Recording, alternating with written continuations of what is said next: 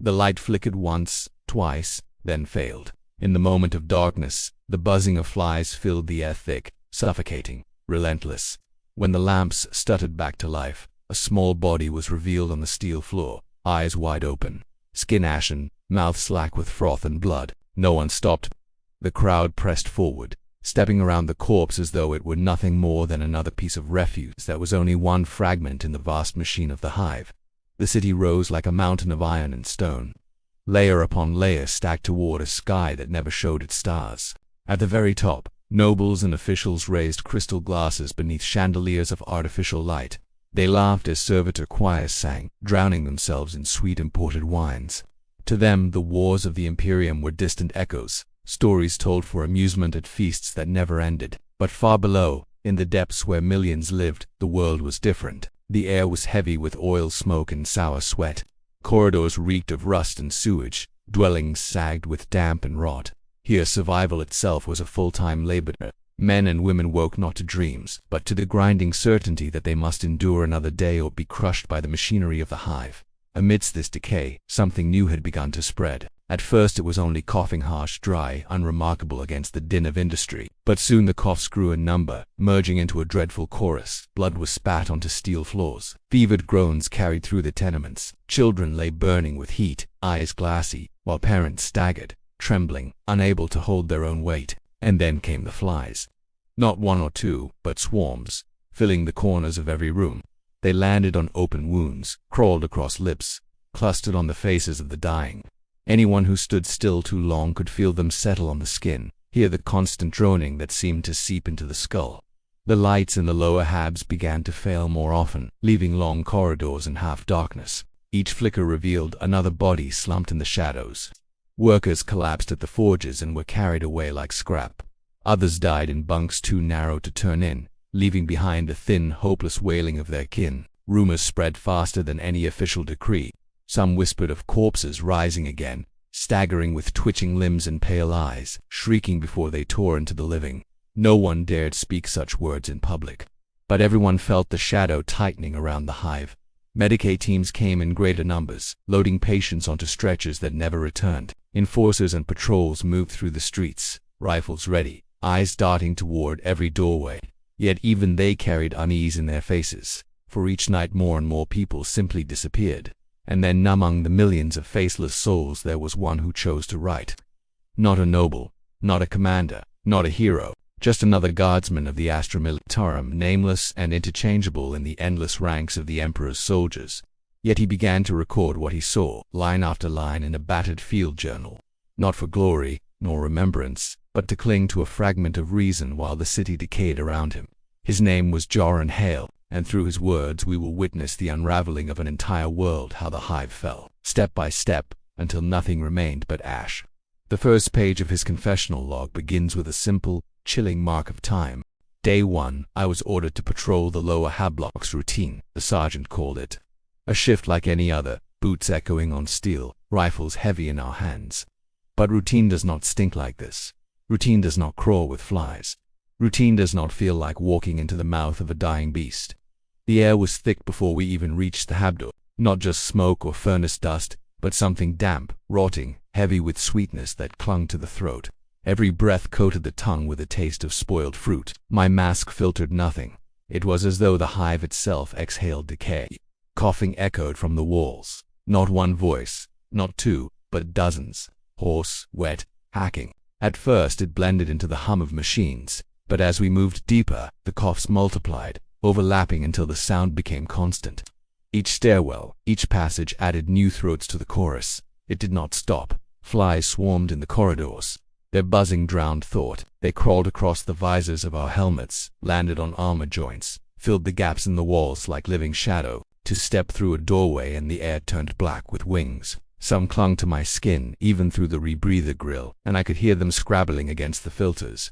It felt like the city itself was infested. We passed a woman holding a child. She sat against a wall rocking in silence. The boy's lips were cracked. His chest heaved in shallow jerks. His eyes stared at nothing.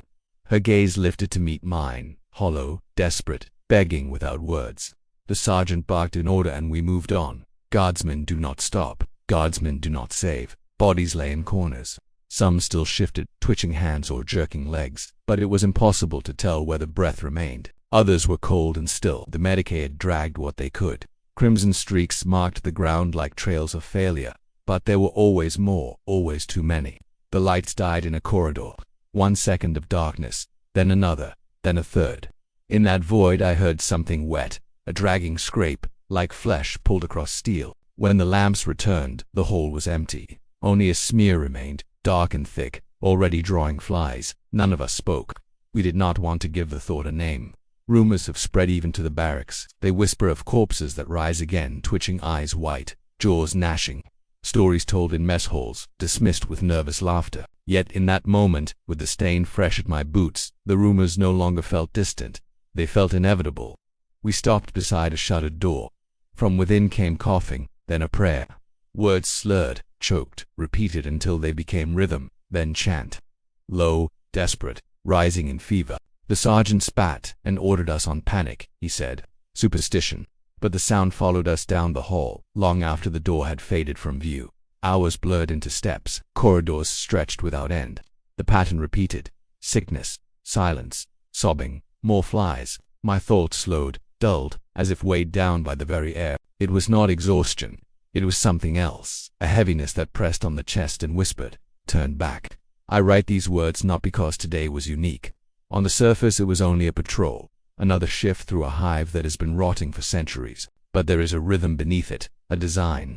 The coughing sinks together like a single voice. The flies move in unison, swarming as if guided. The lights flicker at the same moments, before the same corners, as though darkness waits deliberately. This is not disease alone, this is intent. Something festers unseen, beneath the steel and stone. Something that watches through every swarm of wings, breathes through every dying throat, whispers through every prayer in the dark. And though none will say it aloud, the truth is clear. This was the beginning of what will come. The hive is rotting. We are its patrol, and the march has only just begun. 7 days into this patrol, and the hive no longer pretends to live. The sickness is no longer hidden in shadows, nor whispered through rumor. It walks openly in the streets, sprawled across the hab floors, groaning in voices too weak to rise above a whisper. I remember the first collapse. A man staggered from a doorway, his face slick with sweat, eyes wide as though seeing something none of us could. He stumbled 2 paces into the street before dropping like a sack of stone. His head struck the steel floor with a crack that made even veterans flinch. The Medicae were waiting nearby. They moved quickly, pulling him onto a stretcher, strapping his limbs, even though he was limped. One muttered that they had lost 3 orderlies already by its scratches, wounds that festered black within hours. The sergeant ordered us to keep moving, but the sound of his skull breaking stayed with me.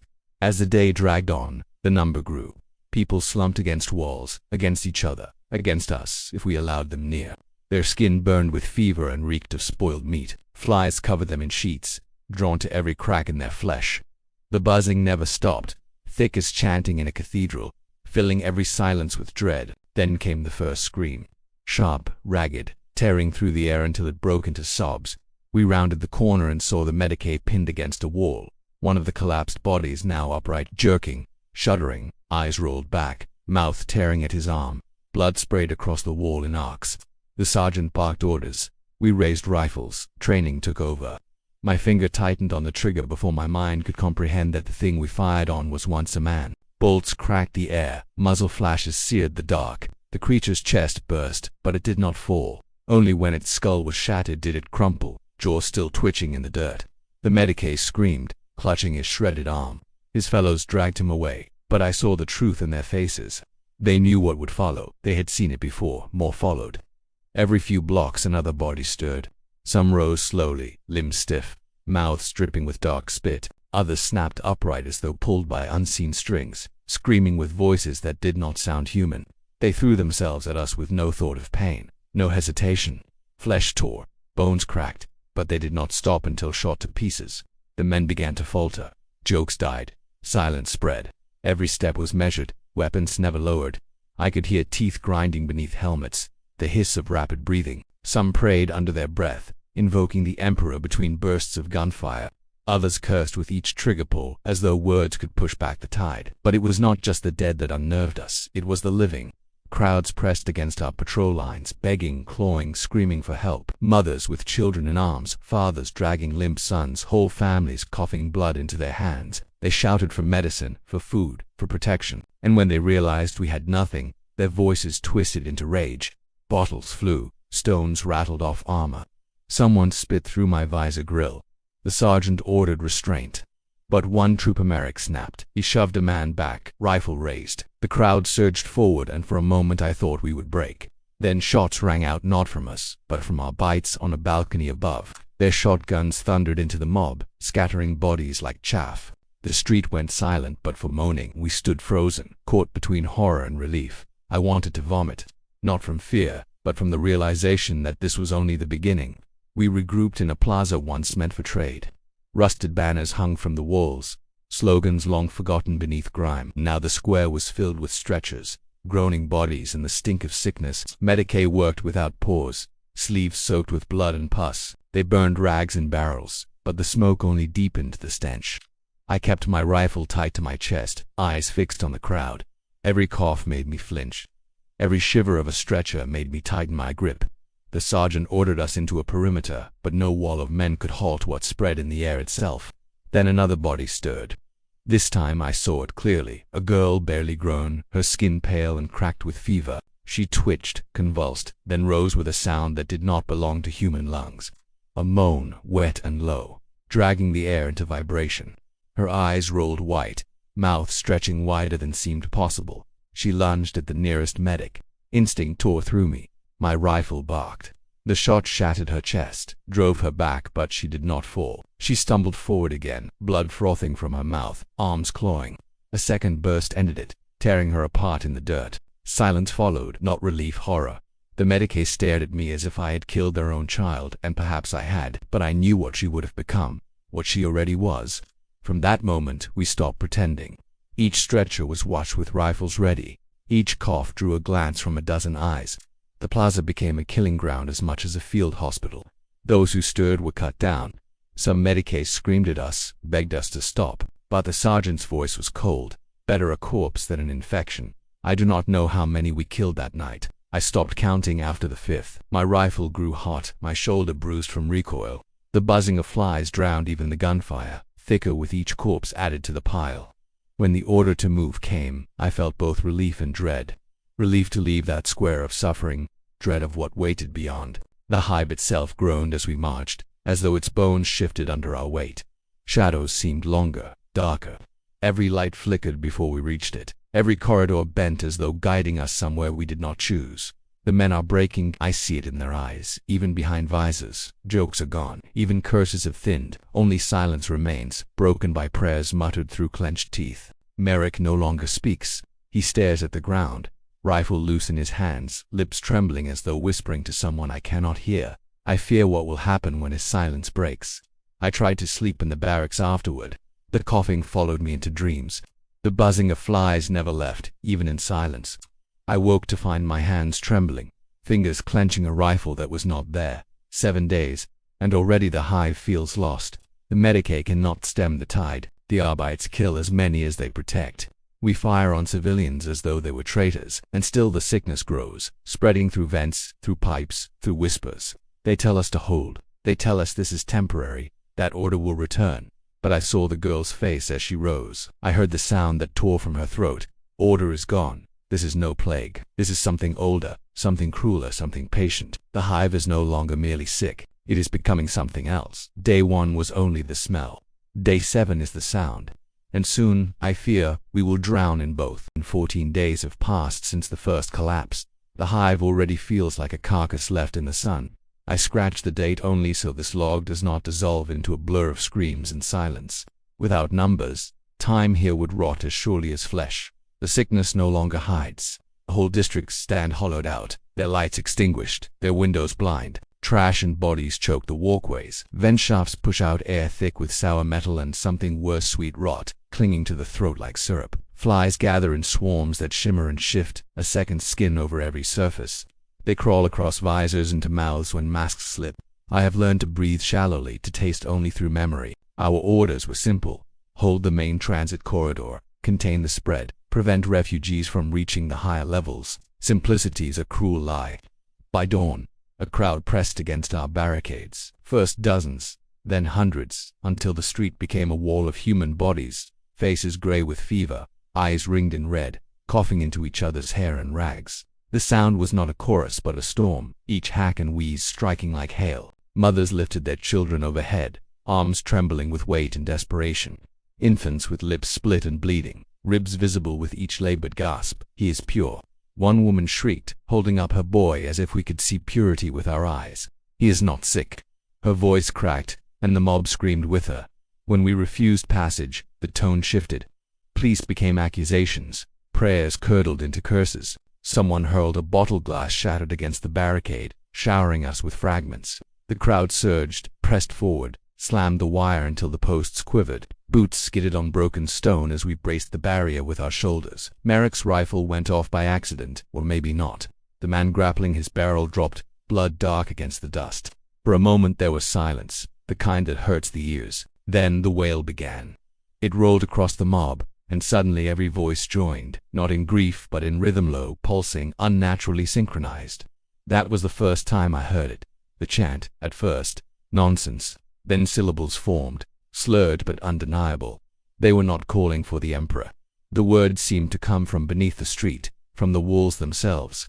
I felt them in my teeth, in the hollow behind my eyes. I thought I saw shapes painted across the ferrocrete, rust, mold, stains of damp, but when the lamps flickered, the marks bent into curves, into spirals, into signs that writhed like living things. My eyes wanted to slide off them, but the longer I looked, the more they pulled. Flies crawled to those stains, gathering thick, their wings buzzing in perfect harmony with the chant. The crowd shoved harder, climbing on each other's backs, scratching at the wire with bloody fingers. Some fell beneath the press, crushed, but their bodies rose again, staggering, coughing blood, yet moving with a strength that should not belong to the half-dead. We opened fire. Bolts cracked skulls, lost fire seared holes through chest and limb, but those struck did not always fall. Some twitched, jerked, then surged back to their feet with shrieks that clawed the ears. They moved as if guided by strings, pulled upward by unseen hands. The sergeant bellowed orders drowned by panic. The line broke in steps, in shouts, in retreat. Steel screamed as the barricade bent inward. A gate opened by the weight of madness, and through the breach poured the crowd, not a mob now, but something more, something united by a voice too vast to be human. As we fell back, I swore the hive itself echoed that voice. Pipes groaned in rhythm, vents howled with each syllable, as though the city had found its own tongue. The retreat was chaos. Boots hammered the ferrocrete lest fire flashed too close to our ears, and men stumbled as bodies clogged the street. Some of those bodies were still moving, clawing, coughing, dragging themselves forward by elbows slick with blood. Their nails screeched against the floor like knives. We regrouped 2 levels up, in a service gallery barely lit by failing lumen strips. Half the squad had thrown up their rations, bile mixing with the stink of infection clinging to our armor. Sergeant Crail tried to speak, but his words broke into coughs that stained his hand red. He wiped it on his sleeve as though hiding a secret, then barked the order to hold. None of us questioned him. We didn't dare. Through the grates we heard the mob pouring upward, a rising tide of feet and voices. Not ordinary voices. Not ordinary voices. Those chants again, growing sharper, more articulate, like a prayer drilled into a congregation. Every syllable was thick with phlegm, yet carried an authority that pressed against the skull. I clenched my teeth until they ached, afraid the words might slip inside. Hours blurred. Shots echoed down corridors, then screams, then silence. Civilians who had hidden in the hablocks were dragged out by the crowd, their cries cut short or twisted into new notes in the chant. I saw shadows on the wall that did not belong to anybody, stretched too long, bending wrong. The symbols crawled further across the ferrocrete, black-green spirals that oozed as if painted in fresh tar. When the chanting paused, the silence was worse. It felt deliberate, like a throat pausing between verses. In those moments, you could hear the hive breathing, the pipes groaning, the ducts wheezing as though the city itself listened. Crail ordered us to reinforce a secondary barricade. We welded steel sheets across the passage, layering them with anything salvageable. Crates, rebar, even torn furniture from the habs. The work gave us something to do, something to distract from the weight pressing on our chests, but the smell never left. Every spark of the welder carried the stench of rot deeper into my mask, until I felt it saturating my tongue. Then the pounding began. It started as fists, then as shoulders, then as something heavier. The barricade shuddered with each impact. Dust rained from the ceiling. Flies poured through cracks in the ducting, a black rain that filled the air, wings buzzing in unison with the blows. We fired through the gaps. The first volley cut down a cluster of figures, men, women, children. It didn't matter.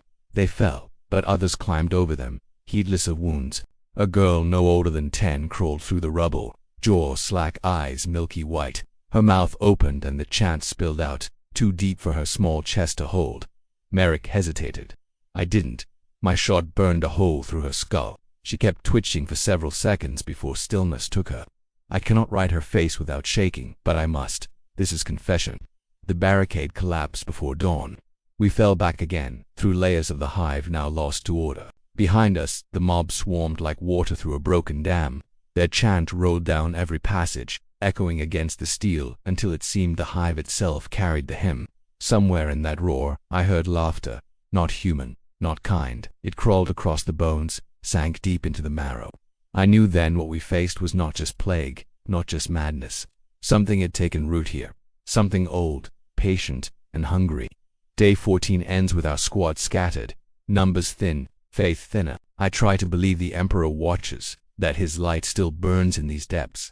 But the hive is dim, and shadows grow stronger. If he hears us, his silence is long. 30 days since the first body fell. I write the number, but it feels hollow, meaningless. Time has lost shape here. The hive does not move by days anymore, only by deaths. Every sunrise is marked by another name scratched off the roster, another voice missing from the squad's roll call. We are 20 men no longer, 12 remain. We keep moving between sectors, sealing corridors, torching rooms thick with corpses. Sometimes the bodies move when the fire licks them, twitching as though the plague itself resists destruction. The smell has coated my lungs so deeply that I dream and rot. Even when I cover my face, I taste it. Today we found 3 guardsmen from another unit barricaded in a maintenance chamber. Their armor was stripped away, their faces pale, their eyes sunk deep into shadow. One begged for water. Another begged for a bullet. The third did not speak at all, only stared past us, whispering words I could not understand, lips cracked and bleeding. We gave them what mercy we could. Afterward, Merrick asked me if the Emperor truly wanted us to keep doing this, shooting our own, burning them before they rose again. He laughed when he said it, but it was the laughter of a man whose heart is breaking. The laughter did not last long. We were sent to clear a hablock rumored to shelter civilians. What we found instead was a nest. Rooms draped in filth, walls smeared with spirals and fly-marked stains, air choked with incense that reeked of bile. Candles burned in broken bottles, surrounding piles of bones stacked like offerings. The civilians were there, yes, but no longer themselves. They stood in a circle, their mouths moving in silent rhythm. When we entered, their heads turned as one, eyes rolled back, teeth clacking, lips stretched wide. The chant began without breath, rising from throats too ruined to carry sound. We fired. They did not stop. Merrick charged forward, swinging his rifle like a club. He smashed one man's skull, but 3 more fell upon him, clawing, biting, coughing blood into his visor. I shot them down, each bolt tearing pieces of him as well. He went to the floor screaming, his armor sizzling with spit and bile. We dragged him back, burning the nest as we retreated. The fire caught quickly, black smoke billowing through vents, carrying the stench for levels.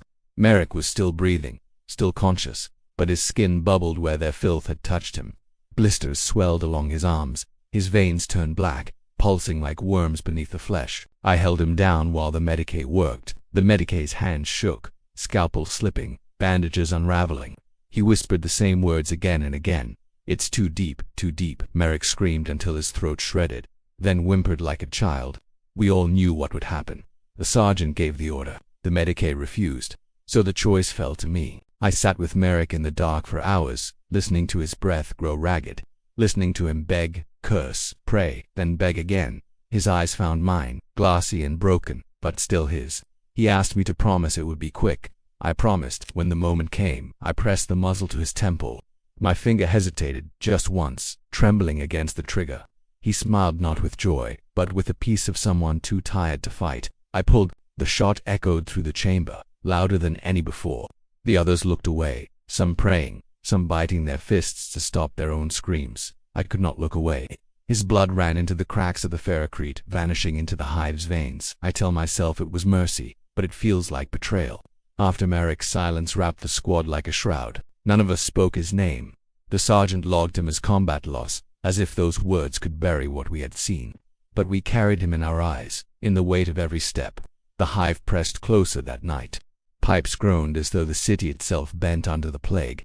Shadows twitched across the walls even when no light flickered. When I tried to sleep, I heard Merrick's laugh and the rattle of the ducts, saw his face in the ash drifting down from the burning nest. Sleep offered no escape, only new torments. We were sent to secure another junction routine. Meaningless. Every order feels meaningless now. We clear, we burn, we hold, and still the hive rots faster than we can cut it away. I think command knows this, but they keep feeding us tasks so we don't have time to think. If we stop, if we reflect, the truth will crush us. At the juncture, we found more of the infected. Not a mob this time, but scattered figures, some crawling, some standing in corners with their faces pressed to the wall, as if listening to whispers in the concrete. One man scraped his forehead against the ferrocrete again and again until bones showed white, but he didn't stop. Another woman held a child that had already rotted through, crooning lullabies while maggots chewed its face. We shot them, because what else could we do? The Emperor's mercy is quick, even if it must come from our guns. But the shots no longer feel like salvation. They feel like drops of water against a wildfire. The worst came after. While sweeping a side corridor, I heard footsteps behind me. I turned, rifle ready, then froze. It was Merrick, or something wearing his shape. His armor still scorched from fire. His skin blistered, but his eyes glowed faint fever green. He smiled as he stepped forward, teeth black with rot. "Joren," he rasped. My name, not a moan, not a chant, my name. I wanted to believe it was him. For a heartbeat I almost lowered my weapon. Then his jaw unhinged wide, cracking bone, and flies poured from his throat. His body convulsed, limbs jerking like a puppet, voice breaking into the same chant we had heard at the barricade. I fired, again and again, until nothing moved, until the face I had known was pulp against the floor. The others rushed in at the sound. They saw the mess, but not what I saw. They didn't hear him speak. They didn't hear my name on his lips. The sergeant clapped my shoulder and called it good work. I nearly broke apart then and there. Good work, as if killing what remained of my friend was a task well done. Another box checked. I haven't told the others. I don't know if it was real, or if the hive is inside my head now, twisting grief into visions. Maybe I killed him twice, once when he begged for mercy, and again when a shadow tricked me into seeing him. Or maybe the plague truly wore his skin, mocking me with his voice. I don't know which is worse. Only 11 of us remain. 11 shadows trudging through a city that eats names and spits out monsters. My lasgun grows heavier with each day, as if it already knows what it will demand of me next. I end this entry with no prayer. Words feel empty. Faith feels thin. All I have is the sound of the trigger, the smell of ash, and the memory of Merrick's smile in the instant before I betrayed him. Day 30 closes not with victory, not with duty, but with a silence that tastes like defeat. 51 days since the hive began to choke on itself. I no longer trust my memory only. The scratch of numbers in this log proves the days are still moving. Without it, I would believe we have been trapped in these tunnels for a century. We are fewer again. 9 now. The rest are dust, ash, or things we were forced to burn before they could rise. Each name we lose tears another piece out of what is left of us. The silence where voices used to be is heavier than the gun I carry. The order was retreat downward, always downward. Higher levels were lost weeks ago, and the mid-habs fell faster than we could hold them. Now we move through the underbelly of the hive, where light is rare and air tastes like iron filings. Here, even before the plague, life was thin. Now it clings only in patches, in corners, in the wreckage of shanties built from scrap metal and hope. We pass people, if they can still be called that. They crawl on all fours, dragging ruined limbs behind them. Their voices crack into whispers that sound like prayers, but the words are wrong, twisted, drawn out with fever. Some reach for us with hands that have already lost their fingers, only bones stretching from sores. They beg for aid, for water, for the Emperor's light, but to touch them would mean joining them. So we walk past. One child followed us for an hour. At first I thought he was only hungry, his ribs sharp beneath pale skin. But his flesh peeled with each step, leaving smears of blood along the wall. He called out to us, voice wet, until it collapsed into a cough that ripped his chest open.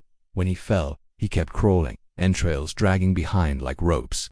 We shot him when he drew too close. The others kept their eyes away, but I saw his face in the moment before, just a boy, too tired to stand. The air grows thicker the lower we go. Ventilation has long since failed. The ducts belch only warm rot.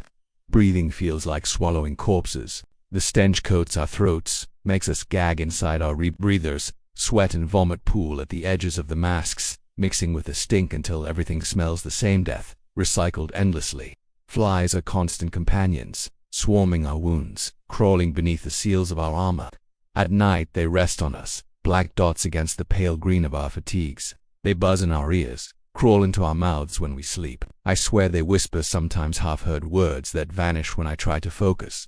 We try to keep discipline. The sergeant still calls formation, still makes us march in order, rifles ready, but the edges are fraying. One man mutters to himself, tracing symbols in the dust with his boots. Another refuses to eat, saying the food is already rotten with disease. A third cleans his weapon over and over, though the barrel is already smooth from use. I catch them looking at me sometimes, their eyes too wide, too hollow, as if measuring whether I am still one of them. The hive beneath is not just dark, it is alive.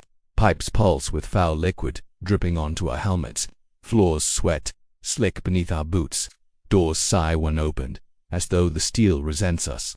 Once, in a corridor long abandoned, I heard breathing not our own. Slow, steady, as if the hive itself inhaled with us. We keep moving because stopping means death. Every passage behind us fills with the chant sooner or later, echoing from walls, rolling closer like a tide. The voices of the sick are never far. Some drag themselves toward us, their moans blending into that endless hymn. Others simply watch, lips moving silently, their eyes bright with fever glow. 51 days, and hope is thin as paper. We walk downward not to survive, but because there is nowhere left to go. We try to rest in a manufacturing shell, deep in the lower hive.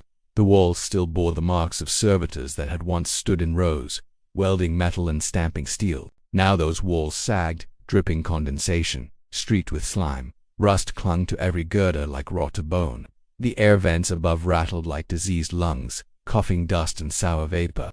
We laid down in the dark, lasguns in our arms, waiting for sleep that never came. The chanting reached us first. Low, broken syllables carried through the pipes. They rose and fell like waves, too steady to be the random cries of the dying. I could almost make out the words, though I dared not repeat them here. The sound pressed against my skull until my teeth ached. When I glanced at the others, I knew they heard it too. The sergeant clenched his jaw so tightly I thought he might shatter it. One trooper covered his ears and whispered for silence, though the chanting never stopped. We moved on before dawn, though the hive knows no true day or night. Light comes only from flickering tubes overhead, some sparking in showers, others glowing with a faint green haze. Our path led through a hablock that had collapsed in on itself. We crawled over broken walls, stepping between bodies that had been crushed in their sleep. Some were still alive, pinned beneath beams, wheezing through bloody foam. Their hands reached out, slick with pus. One man whispered a prayer as I passed. His lips cracked open, spilling black bile. I kept walking. 9 became 8. Rusk lost his footing on a stairwell slick with filth. He fell into the dark before anyone could catch him. His scream echoed, a thin thread of terror that stretched on far too long, ending in a wet crunch that silenced us all. For a moment, none of us breathed. The sergeant gave the order to move, but his voice shook. I saw his hands tremble as he adjusted his grip on his rifle. In that instant, he looked no different from the rest of us, tired, frightened, waiting for the hive to swallow him too. The hive closes around us like a fist. Corridors narrow, ceilings drop lower. We squeeze through gaps where the walls are slick and breathing feels like drowning. In one passage, the floor was covered ankle-deep in a stagnant pool. When we waded through, bubbles rose to the surface. Something beneath shifted, brushing against our legs. The water stank of copper and rot, and though none of us spoke, we all moved faster. The sick grow bolder here. They no longer begged, they lunged. Their bodies are wasted, yet driven by a hunger that defies the ruin of their flesh. One rushed at us on limbs bent backwards, shrieking until his throat tore open. His blood sprayed across my visor, hot and stinking. Another came on all fours, mouth gaping wider than any jaw should. We burned them both, but the smell lingered, clinging to us long after the flames died. I hear the men murmuring when they think I sleep. They speak of ending it quickly, one shot each, before the hive can take us like it has taken the rest. The thought tempts me too. though I lack the courage to voice it. Every step downward feels like walking into the belly of a beast that already owns us. We are hunted not just by sickness but by something greater. In the stillness, I have felt eyes upon us, not human eyes, something vast, patient, savoring our descent. The walls hum with it, and the flies move as if guided. Sometimes they gather on the ceiling in perfect circles, pulsing like a heartbeat. When they scatter, the chanting always begins again. 8 remain. I write these words by the light of a cracked lumen strip. The others are silent, chewing stale rations, staring at nothing. The sergeant tries to look strong, but even he avoids our eyes now. None of us speaks of hope anymore. Hope died weeks ago. All that is left is endurance, and even that is thinning like smoke. 51 days. Downward still. The hive devours, and we let it, because there is no other path. 75 days. 75 nights. I marked the number in the margins of this book, though each stroke feels heavier, as if the page itself resists being written on. The hive is not merely dying, it is celebrating its own rot. There are 6 of us left. 6 shadows dragging ourselves through corridors that stink of disease and burnt flesh. Our bodies are failing. Even through the rebreathers, we cough until our throats bleed. Lesions bloom on our skin, hidden beneath armor but impossible to ignore. One man's eyes are yellowing, filmed with pus. Another's fingers have split open, nails falling away. We march anyway.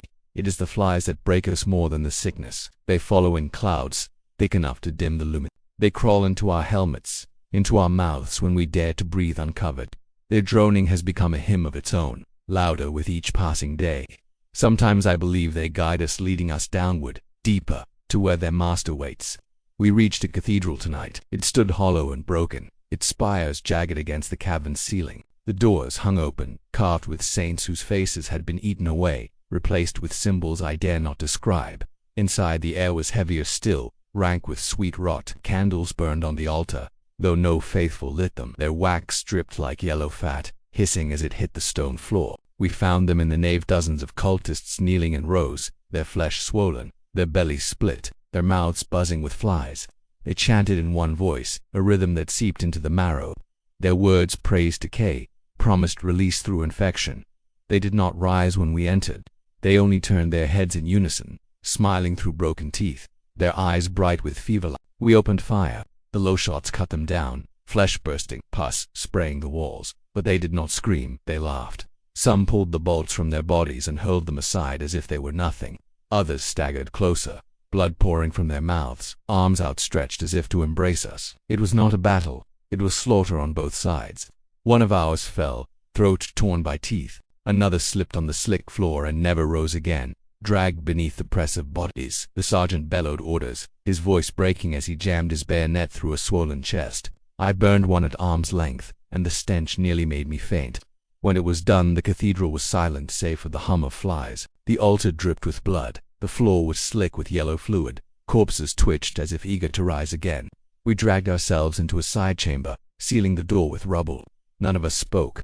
The sergeant sat with his hands pressed to his face. I watched his shoulders shake and realized he was weeping. 75 days. The Emperor feels distant. The only voices we hear belong to flies and corpses. I do not know how much longer we can keep our faith. The stench does not leave us. It seeps into armor, into skin, into thought. Even after sealing the chamber, I can taste it with every breath. Sweet, cloying rot, like meat left in the sun. It coats the tongue until water feels like bile. The sergeant insists we rest, though none of us can sleep. One man scratches at his arms until blood runs freely, whispering that something crawls beneath the skin. Another shivers uncontrollably, his breath fogging the inside of his visor, though the air is sweltering. I know what these signs mean. I have seen them in the civilians we dragged from their homes, in the comrades who never rose again. But to speak it aloud is to kill whatever resolve remains. So I write instead.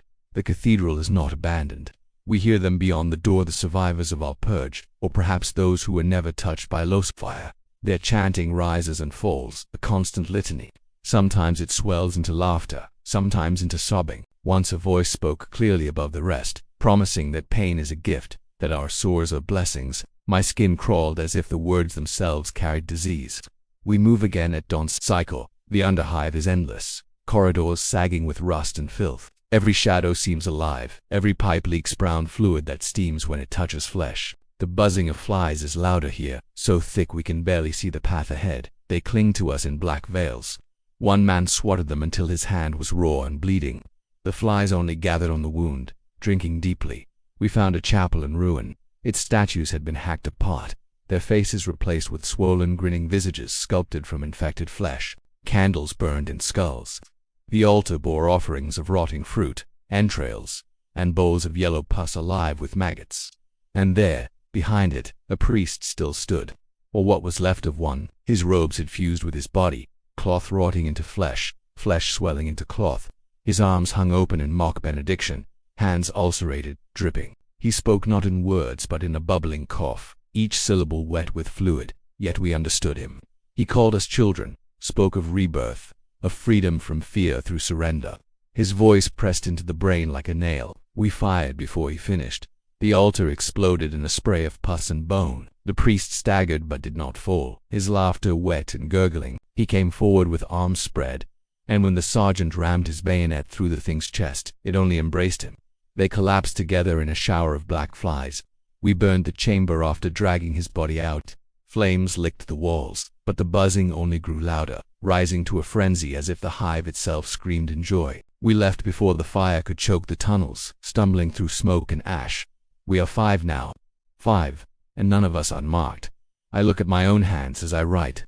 The skin is cracked, the nails blackening. A sore has opened on my thigh. Wet beneath the bandages, I tell myself it is fatigue, infection, anything but his touch. Yet the truth presses closer with every step. We are not soldiers anymore. We are offerings. 75 days. If the Emperor hears me, let him close his ears. I do not want him to see what I am becoming. 100 days. I write the number with a trembling hand, the ink smudging as if the page itself weeps. 100 days since the hive began to rot from within. 100 days since I last believed survival was anything more than a word. We are 3 now, 3, climbing toward the docks at the spire's edge. Once, these halls would have glowed with light and commerce merchants shouting, pilgrims praying, ships docking under banners of the Imperium. Now, only shadows remain, and the echo of our boots on metal grating. Every surface sweats with infection. Rusted railings pulse as if veins throb beneath the steel. Mists hang in the air, not from coolant leaks but from decay itself, sour and cloying. The higher we climb, the thicker it becomes, until the rebreathers clog with a yellow film. The docks loom ahead, silent, vast. Ships stand in their berths like tombstones. We thought, for one trembling heartbeat, that salvation waited. A shuttle, an escape, anything. But as we drew closer, the truth revealed itself. The ships are not vessels anymore. They are carcasses, metal eaten through with weeping sores, hulls warped into obscene shapes. Great boils swell from their sides, bursting into clouds of flies that blacken the lumen strips. Ramps hang open like tongues, dripping with mucus and inside movement. Not crew, not passengers. Shapes lurching, fused with cables and plating, their faces stretched into grotesque masks of devotion. The plague has claimed the docks as its shrine. We fired, but every shot felt like spitting into a storm. Lost blasts tore bodies apart, yet each corpse twitched and rose again, dragging itself forward on hands worn to bone. One screamed my name, though I had never seen its face before. Another reached out with the fingers of my dead sergeant, though the voice that came from its throat belonged to something far older. We retreated into the control tower, barricading the doors with shattered consoles. The Vox unit still flickered, its display corroded but functional enough to catch a single transmission.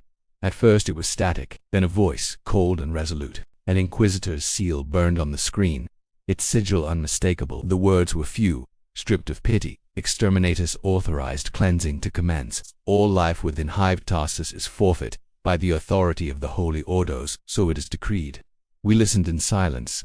3 soldiers who had given everything, now told they were already dead. The others argued, some desperate for escape, others resigned. I said nothing. I only wrote, for 100 days, this log has been my only weapon against the silence. Tonight, it is my only prayer. If salvation exists, it does not wait at the docks. It does not wait in orbit. It does not wait in the Emperor's light. It waits only in how we choose our final step. The transmission ended, but its echo clings to us still. Exterminatus, a word sharper than any blade, heavier than any shell. I had heard it once, whispered in barracks, a rumor soldiers passed to frighten each other. I never thought it would be spoken over my head, spoken about my world. We stared at the Vox long after the seal of the Inquisition faded. One of us screamed, cursed. The Ordos cursed the Emperor himself. Another fell to his knees. begging forgiveness. I only listened, pen scratching against the page, because words are the only proof I have left that we existed. The sergeant is gone, the squad is gone, the hive itself is gone. Soon Ash will be all that remains. Yet part of me wonders if Ash would not be kinder than this. We debated escape. One argued that if we could reach a shuttle, if any machine still obeyed human hands, we might outrun the cleansing fire. But even as he spoke, we knew it for a lie. The ships are carcasses, the docks are nests. There is no sky left for us, only smoke and rot. So we sit here, in the tower above the plague docks, waiting. My companions bicker in hushed voices. One coughs blood into his palm and hides it, the other prays, words broken by fever. I watch them, and I wonder which will turn first, and whether I will have the strength to stop it. The air vibrates now, low and distant, not thunder, not engines, something greater. The kind of sound that lives in the bones. Perhaps the fleet has already arrived, orbiting above us, ready to deliver the Emperor's mercy through fire. Perhaps this is what the end feels like, an anticipation that gnaws and does not end. I look at my hands. The sores have split wide. My fingers tremble, but not only from weakness. There is a strange calm in me, as if the buzzing of flies has become a lullaby. When I close my eyes, I almost believe I hear a voice, soft, fatherly, telling me I have done enough, that there is no shame in resting now, but I keep writing, because if I surrender this, then all of it, the pain, the loss, the endless nights, means nothing. If someone finds these pages in the ash, let them know we fought, we endured, we did not bow, not fully, not until the fire took us. The vox crackles again, faint, a countdown this time, measured, merciless. Minutes perhaps, maybe less. I do not try to answer. What would I say? That we are loyal, still that we are afraid, that we beg for another chance? No, silence will speak for me. Silence, and this record. If the flames come, let them burn quickly. If the plague comes first, let it take me whole. I am tired of choosing between deaths. 100 days. That is the measure of my war. I end this log not as a soldier, nor as a son of the Imperium, but simply as a man who has seen his world die. If you are reading this, then the hive is already gone. Remember us not for how we fell, but that we endured it all.